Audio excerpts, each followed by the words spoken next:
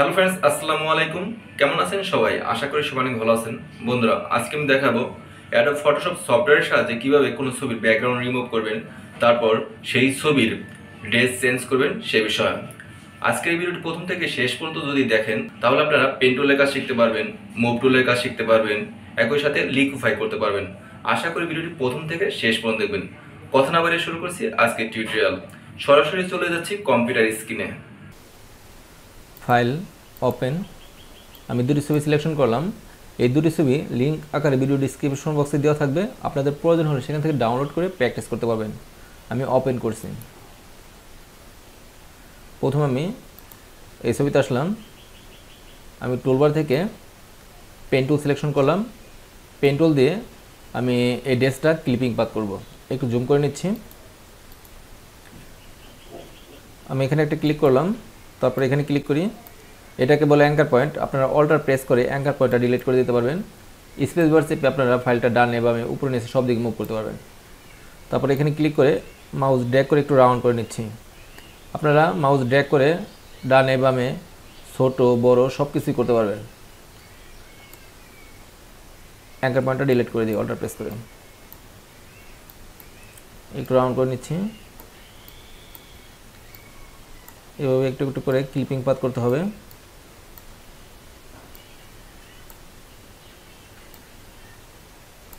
Anchor point alter press করে delete করে দিই। একটু জুম করে নিই।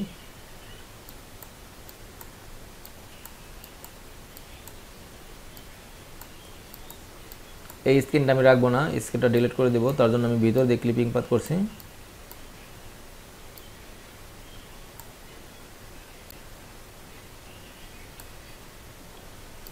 একটু ছোট করে নিচ্ছি অল্টার প্রেস করে। তারপর এখানে ক্লিক করে একটু রাউন্ড করে নিই। অ্যাঙ্কার পয়েন্টটা ডিলিট করে দিই। আমি এখান দিয়ে আসবো।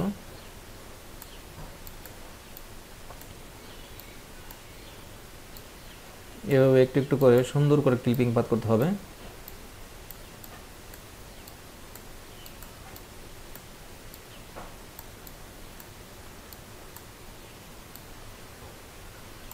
অল্টার চেপে অ্যাঙ্কার পয়েন্টটা ডিলিট করে দিই। একটু রাউন্ড করে নিচ্ছি।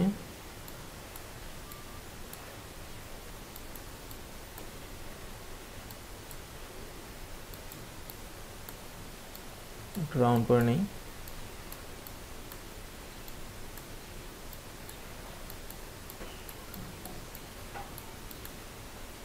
একটু জুম আউট করি। আমার আউটসাইড ক্লিপিং পাথ হয়ে গেছে। এখানে একটা হোল আছে আর এখানে একটা হোল্ড আছে।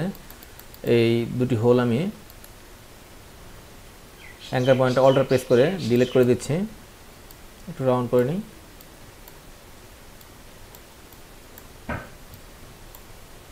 ওকে।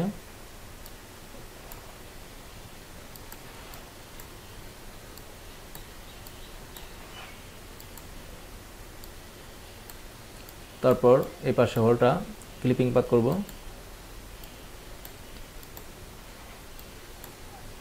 একটু রাউন্ড করে দিই।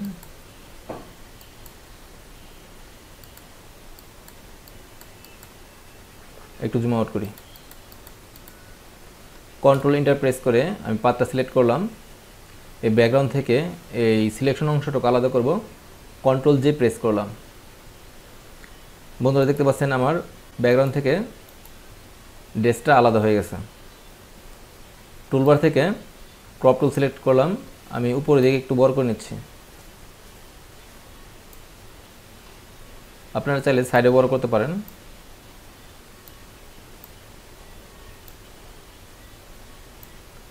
ওকে। তারপর আমি এই ফাইল আসলাম, মুভ টুল সিলেক্ট করি। এই ফাইল থেকে বন্ধুরা অনলি আমি এই মাথাটুকু নিব। পেন টুল সিলেকশন করলাম, এখানে ক্লিক করলাম। তারপর এখানে ক্লিক করে একটু রাউন্ড করে নিই।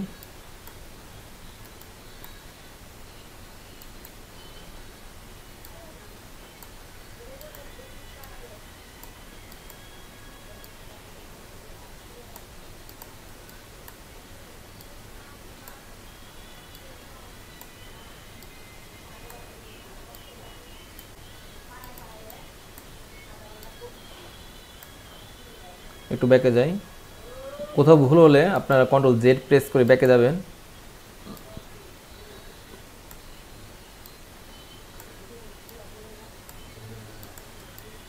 এখানে ক্লিক করে একটু রাউন্ড করে নিচ্ছি।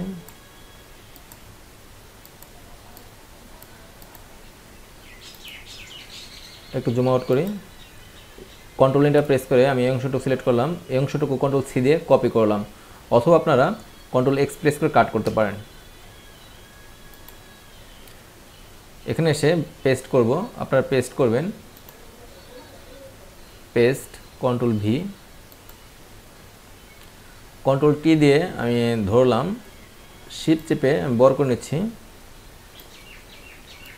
একটু বাম পাশে চাপিয়ে দিই। ওকে, লেয়ার 2 আমি মাউস ড্র্যাগ করে লেয়ার 1 এর নিচে আনলাম, কন্ট্রোল টি প্রেস করে লেয়ার 2 ধরলাম, একটু জুম করি, একটু ছোট করে নিই, আর একটু ছোট করি,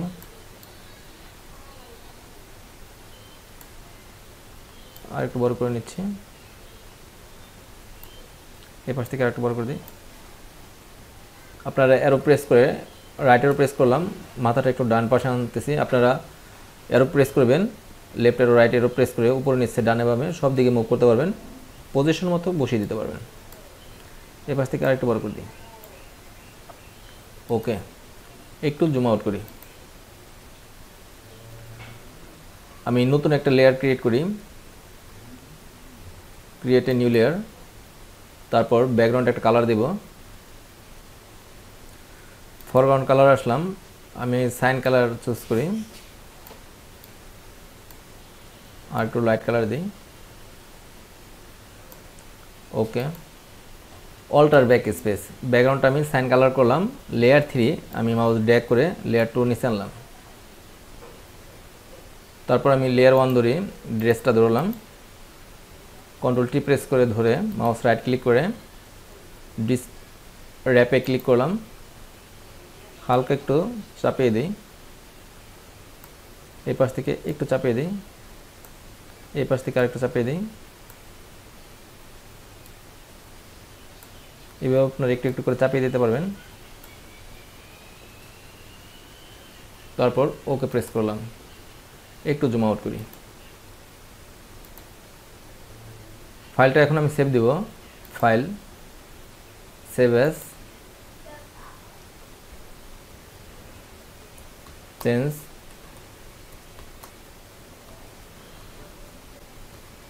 চেঞ্জ ইমেজ ড্রেস এ নামে আমি সেভ দিব, আর সেভ অ্যাজ টাইপের ফরম্যাট হলো পিএসডি, সেভ। বন্ধুরা, আমাদের কোনো সিম্পল স্টেপ ফলো করে আপনারা অ্যাডোব ফটোশপ সফটওয়্যারের সাহায্যে যে কোনো ছবির ড্রেস চেঞ্জ করতে পারেন। আমার এই ভিডিওটি ভালো লাগলে ভিডিওতে একটি লাইক দিবেন, আর আপনি যদি আমার চ্যানেল নতুন দর্শক হয়ে থাকেন প্লিজ আমার চ্যানেলটি সাবস্ক্রাইব করে পাশে থাকবেন। কথা হবে নেক্সট ভিডিওতে, সে পর্যন্ত সবাই ভালো থাকবেন, আল্লাহ হাফেজ।